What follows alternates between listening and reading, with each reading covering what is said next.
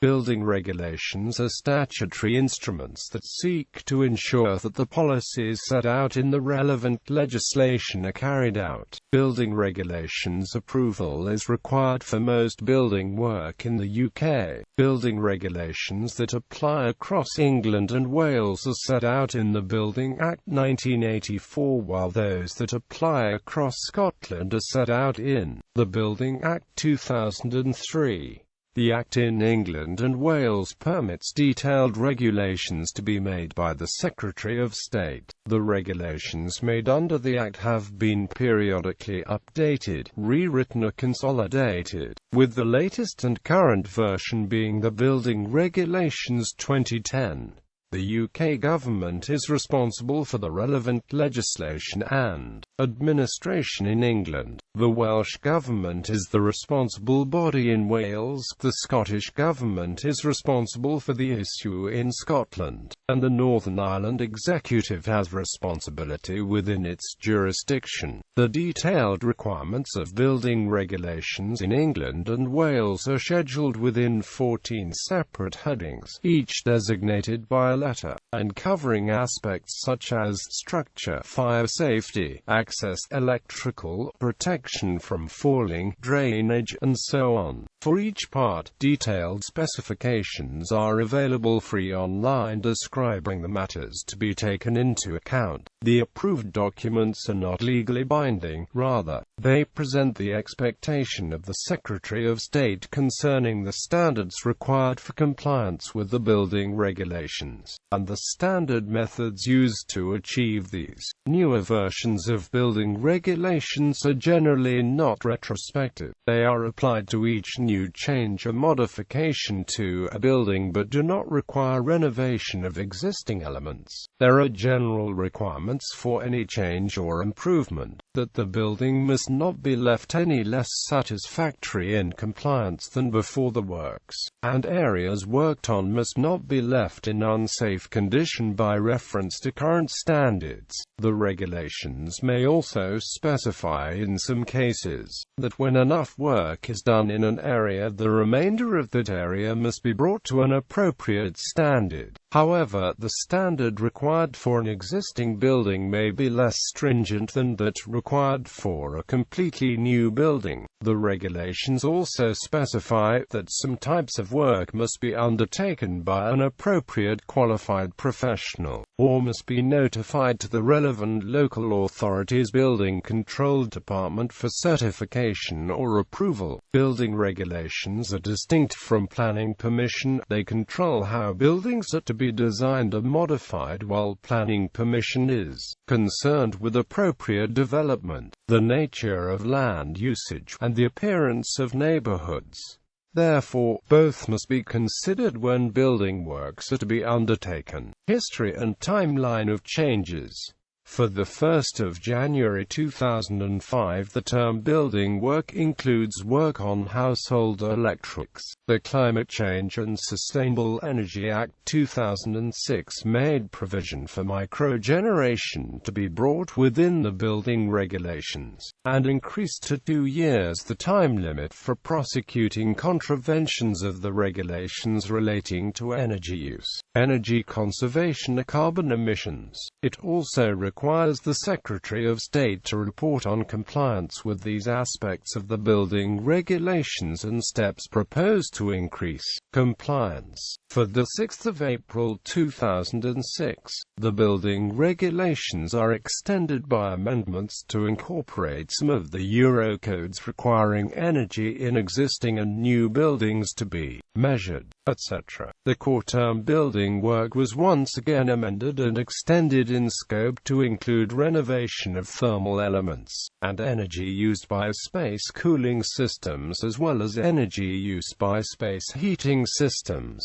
Both are now subject to efficiency limits, and energy use controls are required. New additional competent person schemes were proposed and authorized in respect of energy systems and energy-efficient design. New approved documents for Part F and Part L were issued along with specifications classified second-tier guidance documents. A total rewrite of approved document for Part P was also issued in 2006. A total rewrite of the building regulations was issued in 2010. However, this has since been amended several times again, in 2011, 2012, 2013, 2014 and AMP 2016. A total rewrite of approved document for Part K was also issued in 2012-2013. This new Part K now incorporates all that once was within Part N. 2015 Part Q comes into force. Approved documents and compliance. There are currently 14 parts to the building regulations and each is accompanied by an approved document. The approved documents usually take the form of firstly stating the legislation and then providing a number of means which are deemed to satisfy the regulations. The building regulations do not aim to stifle innovation. Compliance with the legislation is what is ultimately required, and there may be many ways of complying, other than just using the ways set out in the deemed to satisfy provisions within each of the approved documents. In reality, an innovative solution may be hard to validate, and for most building work, the tendency is to take the regulations literally. For example, bathroom manufacturers produce a doc-M pack for disabled toilets which reproduces exactly the diagram in Part M, and most public disabled toilets are now designed around this layout. Many innovative manufactured products have agreement certificates issued by the British Board of Agreement, certifying compliance with the building regulations. However, the BBA and other bodies may be able to test and certify to CE harmonized EU standards. CE marking of all construction materials and products is now a legal requirement since the 1st of July 2013. Most of the detailed information on the building regulations is now available on http://www.planningportal.gov. UK.Building regulations, where general public users can now access simplified building regulations guidance, and professional users have a better organized version of what was on the former DCLG building regulations website, including the full versions of the approved documents and associated guidance previously held on the DCLG website. Part A. Structure. This part requires buildings to be designed, constructed and altered so as to be structurally safe and robust, and also so as not to impair the structural stability of other buildings. It stipulates design standards that should be adopted for use on all buildings and additionally gives simple design rules for most masonry and timber elements for traditional domestic buildings. The weight of the building from the walls, furniture and people in the building will be transmitted to the ground, so as not to cause instability to the building or other buildings. Requires buildings to be built in a way ensuring no collapse will occur disproportionate to its cause. Ground movements such as freezing of subsoil will not impair the stability of the building. Part B. Fire safety. The regulations consider 5 aspects of fire safety in the construction of buildings. Requires safe means of escape from the building. Requires the stability of a building to be maintained in a fire, both internally and externally. Internally, the wall lining i.e. plaster, plasterboard or wooden boards on the walls and ceiling will resist the spread of flames and give off reasonable levels of heat, if on fire. Internal stability will be maintained during fire and fire spread will be prohibited. Fire and smoke will be prohibited from spreading to concealed spaces in a building's structure. Externally, the external walls and roof will resist spread of fire to walls and roofs of other buildings. The building will be easily accessible for firefighters and their equipment. This requires the designer and/or constructor to give the fire safety information to the responsible person upon completion, so that a fire risk assessment can be carried out by a competent person. Other fire laws. Once a building is occupied, the Fire Safety Order 2005 requires a fire risk assessment to be carried out, to take into account how the users are actually using the building and the responsible person to provide and maintain adequate and sufficient general fire precautions. The Fire Safety Order 2005 is criminal law, and breaches of this law can result in the responsible person being jailed for up to 2 years and/or £10,000 for each offence. See Regulatory Reform Order 2005. Enforcement is by the local fire authority. Note: corporate offences may have unlimited fines. It may be necessary to exceed the minimal requirements of the building regulations in order to meet the fire risk assessment that is required by the Fire Safety Order 2005. Part C: Site preparation and resistance to contaminants and moisture. Nothing should be growing on the ground covered by the building. Precautions must be taken to stop gases and dangerous substances from previous land use from entering the building and endangering the health and safety of occupants. Subsoil drainage will be in place, if needed, to stop the passage of ground moisture to the interior of the building and to prevent damage to the fabric of the building. The walls, floors and roof of the building shall prevent moisture passing to the inside of the building. The building must have provision to prevent condensation occurring in the roof structure. Part D: Toxic substances. Insulating materials inserted into cavity walls can give off fumes. Prevention must be taken to stop these fumes reaching occupants of the building. Now largely obsolete. See Part C for controls on toxic hazards from ground contaminants and/or brownfield development.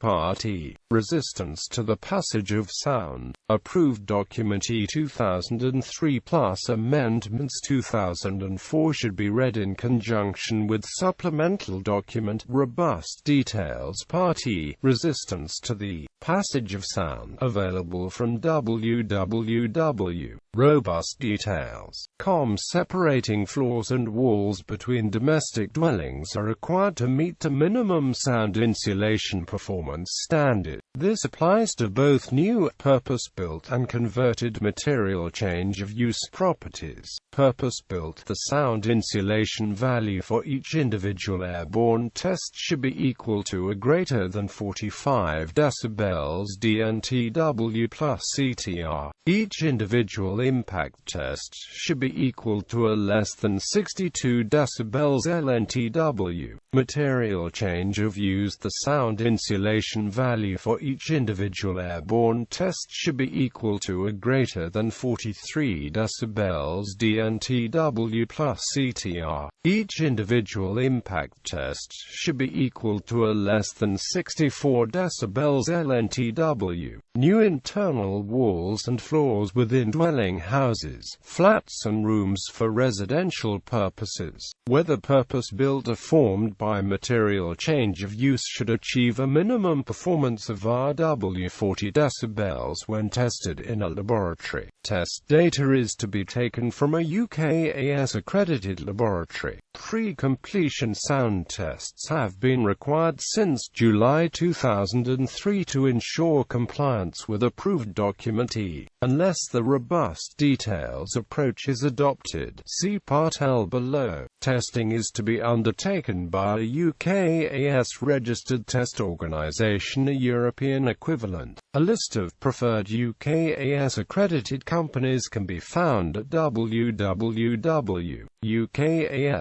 UKAS organisation search.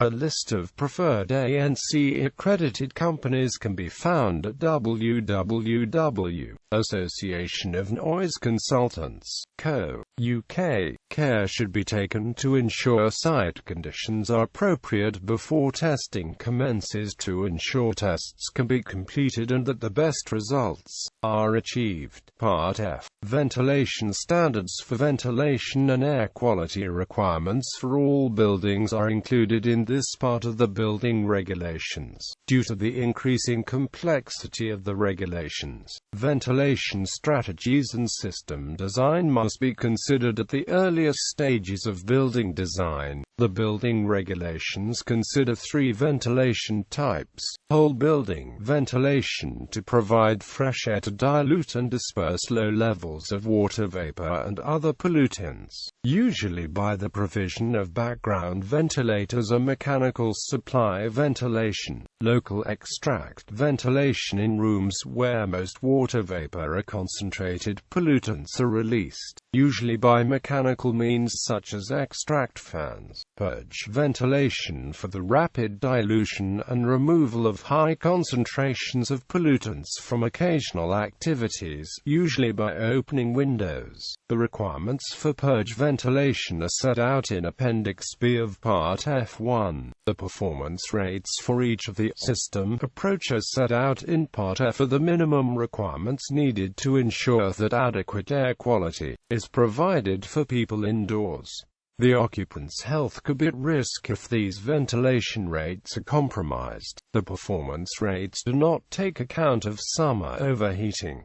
Most systems may be manually or automatically controlled. For each system to be effective, air must be able to flow through the dwelling. The regulations make provision for this via internal door undercuts to maintain a minimum gap of 10 mm above the finished floor surface. This provides a 7,600 square millimeters permanent opening when a door is closed.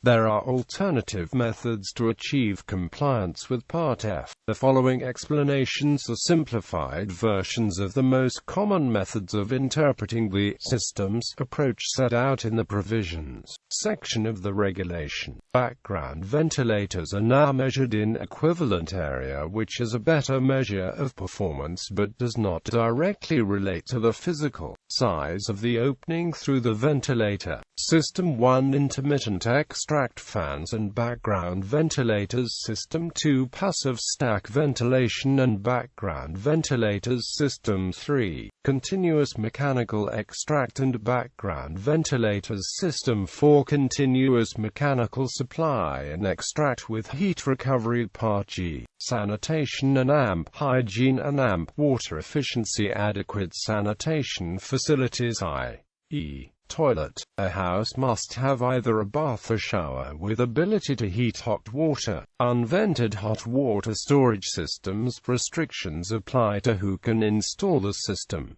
Part H drainage and waste disposal. An adequate system to carry water used for cooking, washing, toilet, bath or shower to a sewer, cesspool or settlement tank must be in place. A cesspool or settlement tank must be impermeable to liquids and have adequate ventilation. It must also have means of access for emptying, not harm the health of any person and not contaminate water or water supply. An adequate system to carry rainwater away from the roof of a building, e.g. guttering, carrying water to a sewer. A place to put a wheelie bin or dustbin. The place must not harm anyone's health.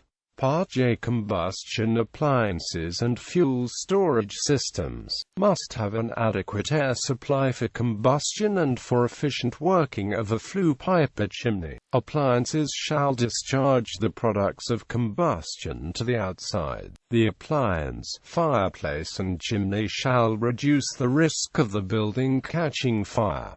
See Part B for general fire safety. Part K protection from falling, collision and impact. Part K sets minimum standards for the safety of stairways, ramps and ladders, together with requirements for balustrading, windows, and vehicle barriers to prevent falling from floor edges, etc. Glass and glazing safety is also covered. Also included are requirements for guarding where there is a risk of falling, pedestrian and vehicle barriers, and requirements to prevent injury from doors and windows. Part L. Conservation of fuel and power. Approved documents. L1 is specific to dwellings and L2 relates to all buildings other than dwellings.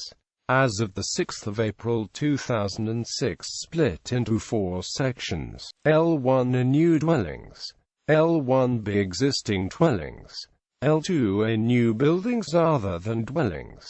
L2b existing buildings other than dwellings. Part L controls the insulation values of building elements, the allowable area of windows, doors and other openings, air permeability of the structure, the heating efficiency of boilers and the insulation and controls for heating appliances and systems together with hot water storage and lighting efficiency. It also sets out the requirements for SAP calculations and carbon emission targets for dwellings. Regulation 16 requires the advertising of the SAP rating in all new dwellings. Approved document L1 is supported by a set of robust construction details, now known as accredited construction details, which focus on way of limiting air leakage and thermal bridging in construction. By using these tried and tested details, expensive on-site testing can be avoided. In addition to insulation requirements and limitation of openings of the building fabric, this part considers solar heating and heat gains to structures. It controls heating, mechanical ventilation and air conditioning systems, lighting efficiency, space heating controls, air permeability, solar emission, the certification, testing and commissioning of heating and ventilation systems, and requirements for energy meters. Air permeability is measured by air tightness testing for new dwellings, all new buildings other than dwellings and large extensions to buildings other than dwellings. These 4 approved documents must be read in conjunction with the supplemental official and industry documents. Transitional Arrangements 2010 source. There are a few areas that we would like to bring to your attention with regard to transitional arrangements. Dwellings can be built according to the previous building regulations as long as a housing development application notice has been made to building control bodies before the 1st of October 2010, and construction on some dwellings subsequently starts before the 1st of October 2011. Then all dwellings in that scheme built after the 1st of October 2011 can still be built to the previous regulations. All EPCs will be based on SAP 2009 calculations from the 1st of April 2011. It is highly unlikely that many dwellings built to Part L 2010 will be completed before the 1st of April 2011. However, in the event that any are, the EPC will need to be produced using SAP 2005. Please note that all plots require a building control approval submission, regardless of how many identical properties are to be built in the same development. Part L new requirements. Lighting, ventilation, solar heat gain and possible overheating will all impact on the potential to hit the 25% reduction target, but until now have not really troubled us. As U values falls and airtightness levels increases, heat loss through thermal bridges becomes more significant. The new regulations give these issues more emphasis. They also require designs to avoid solar gains, leading to excessive summer temperature. The need now exists to consider these issues at the design stage. See also Energy Efficiency in British Housing, ISBEM, National Home Energy Rating. Part M Access to and use of buildings. Part M requires the inclusive provision of ease of access to and circulation within all buildings, together with requirements for facilities for disabled people. Buildings should have reasonable provision for all people to gain access and use the building. Toilets provision shall be made available for all. If a building has seating such as audience or spectator seating, reasonable provision should be made for people with disabilities. Note: the DDA 5/2006 imposed legally binding duties on service providers, schools and public bodies, and these are separate from, and additional to, the Building Regulations 2000 minimum access and facilities requirements. However, the Part M approved document is not written as a means of ensuring compliance with these legal duties. It is written to ensure that the design of a building does not create physical barriers to a building's inclusive use over its lifetime. Part N. Glazing. Safety in relation to impact. Opening and cleaning. Glazing that people come into contact with whilst in a building should, if broken, break in a way unlikely to cause injury. Resist impact without breaking or be shielded or protected from impact. Buildings, other than dwellings that have transparent glazing which people come into contact with while moving around a building, must have features to make it apparent. Windows that can be opened must be operated safely and provision made for safe accessible cleaning. Part N also includes safety requirements relating to the use, operation, and cleaning of windows. Part N was repealed in 2013, its content being moved into Part K. Part P. Electrical safety. Dwellings. New rules for electrical safety in the home, the garden and its outbuildings. This part only applies to dwellings. Several government-approved competent person schemes support Part P. Reasonable provision shall be made in the design, installation, inspection and testing of electrical installations in order to protect persons from fire or injury. Sufficient information shall be provided so that persons wishing to operate, maintain or alter an electrical installation can do so with reasonable safety. Installers who are members of a certified competent persons scheme may carry out electrical work without the need to submit a formal building regulations application. Part Q. Security. In 2015 a new requirement, Part Q, came into force. Exempt buildings. Exempt buildings include Class 1 buildings controlled under other legislation, e.g., any building the construction of which is subject to the Explosives 5 and 1923, or nuclear-related buildings. Class 2 buildings not frequented by people. Class 3 greenhouses and agricultural buildings. Class 4 temporary buildings. Class 5 ancillary buildings. Class 6 small detached buildings. Class 7 extensions, porches, covered ways, conservatories. The Building Regulations 2000 have been amended 5 times since the original statutory instrument was published. A new consolidated edition was published in 2010 equals Building Regulations 2010. These have also now been amended 5 times since 2010.